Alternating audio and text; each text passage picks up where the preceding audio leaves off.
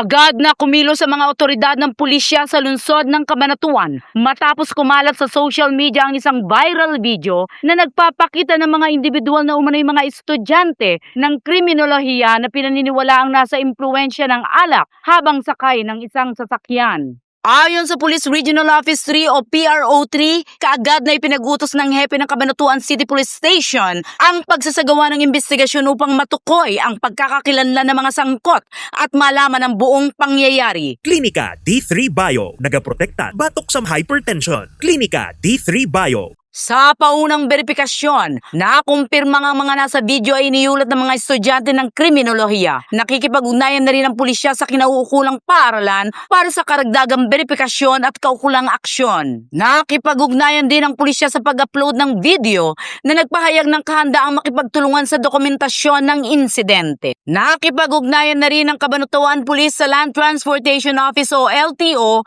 kaugnay ng sasakyang nakita sa video. Binigyang diin ni PRO3 Regional Director Police Brigadier General Jess B. Mendez ang kahalagahan ng disiplina, pananagutan at responsableng pag-uugali, lalo na sa mga naghahanda para sa karera sa pampublikong serbisyo. Tiniyak naman ng PRO3 na magpapatuloy ang masusing investigasyon upang matiyak ang pananagutan ng mga sangkot at pagsunod sa batas. Balita mula sa Nueva Ecija, Central Luzon, Aileen Cuevas Sanchez para sa Kampiyon na Himpilan, kampiyon sa balita, serbisyo publiko at kasiyahan sa buong Pilipinas, K5 News FM.